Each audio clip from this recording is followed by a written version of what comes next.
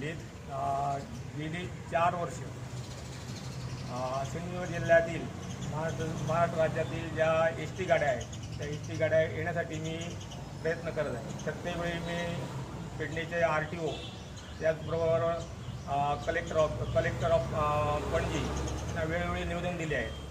असं असतानाही ह्या ज्या गाड्या आहेत एस टी गाड्या ज्या आहेत सगळ्या सिंधुदुर्ग विभागातल्या ह्या एस टी गाड्या परस्पर हायवेने जातात।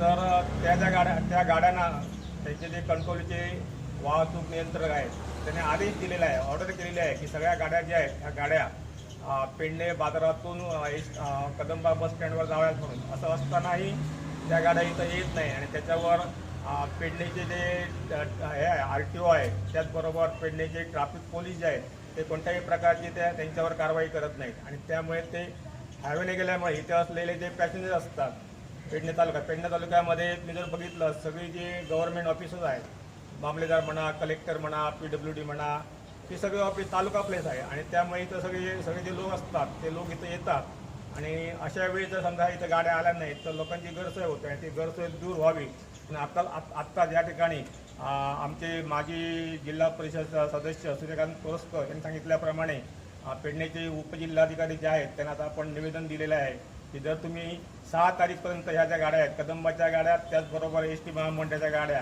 ह्या जर तुम्ही बस स्टँडमध्ये आणल्या नाहीत तर आम्ही 7 तारीखला या ठिकाणी हंगर स्ट्राईक वर जाणार आहोत, उपोषण करणार आहोत। अशा प्रकारची नोटीस आम्ही पेडणेचे उपजिल्हाधिकारी यांना दिलेली आहे। त्याने आम्हाला तशा प्रकारचं आश्वासन दिलेलं आहे की आपण त्यामध्ये जास्तीत जास्त लक्ष घालून त्या गाड्या इथं आणण्याचा आपण प्रयत्न करेल म्हणून।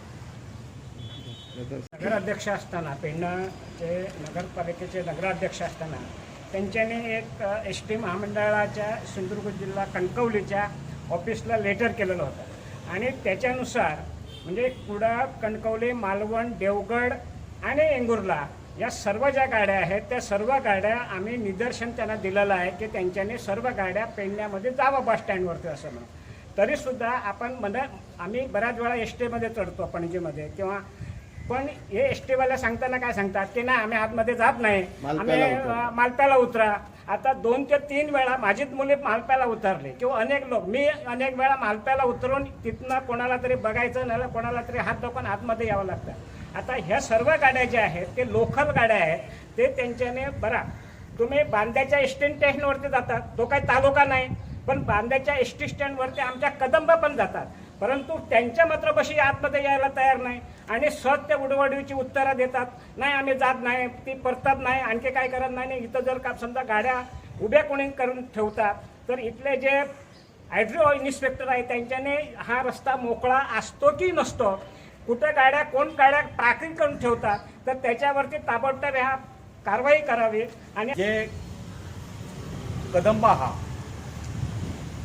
ते पणजेसून सुट्टा आणि ते डायरेक्ट बेळगाव म्हणा आणि खंय असे ठिकाण वयता ते पेडणे हे जे व्हडले बस स्टँड हा त्या बस स्टँडार ते येना ते भायले भायर वयता आणि ताका लागून आमच्या जे वस्ती असता लोकांक तांकां खूब त्रास जाता। हे कदंबाची एक जाली। त्याच्या उपरांत जे ST महामंडळाचे गाडयो आहा ते महामंडळाचे गाडयो सगळ्यो गाडयो भायले भायर सावंतवाडी वयता आणि ताका लागून आमकां खूबसो त्रास जाता आमच्या लोकांक। ताका लागून हे सगळें एक निवेदन आमी आमच्या जिल्हाधिकारीक दिल्लें आहा।